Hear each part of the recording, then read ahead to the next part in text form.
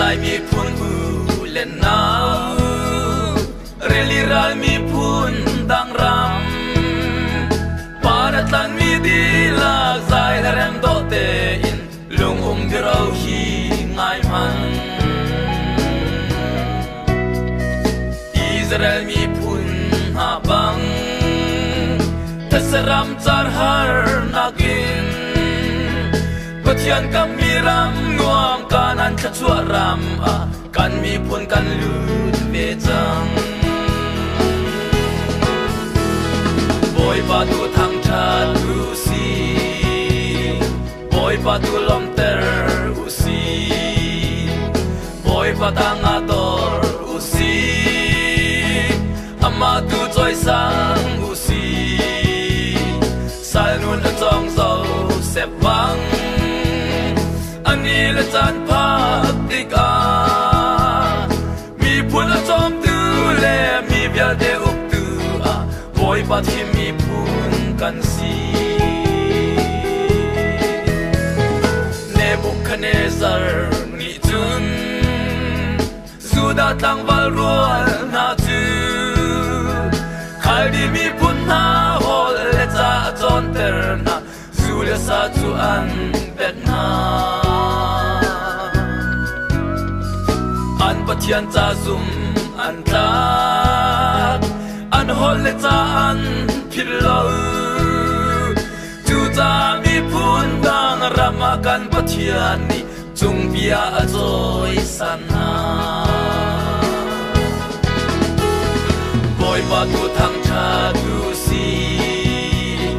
Boy pa tu lom ter u si Boy pa tang ador u si Ama tu choi sang u si Sal nun a chong zo sep vang Ani la chan pa tik a Mi phun a chong tu le mi bial de uk tu a Boy pa thi mi phun kan si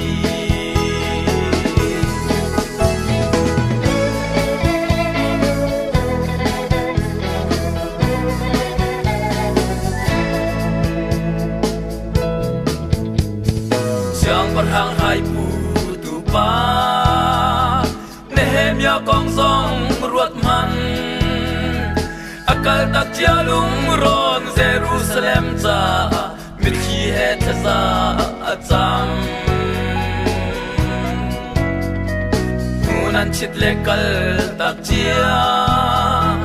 Nan sem na kan lai ram cha Jerusalem rum na Chua kan chau na na Kha chamin kan phil na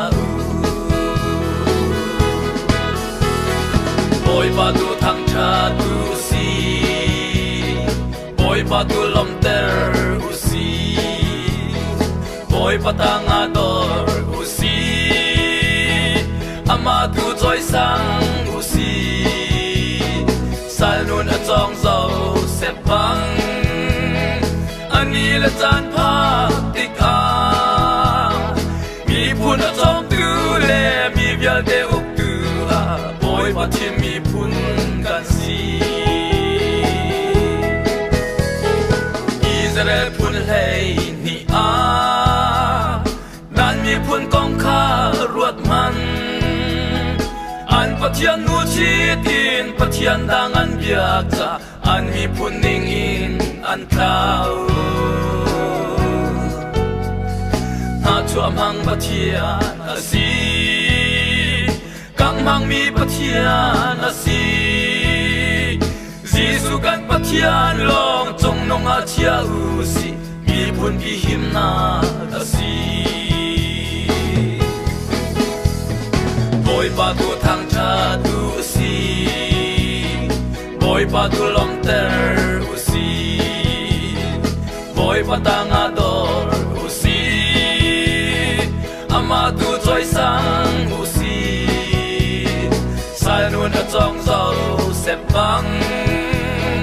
Ani la chan pa tik a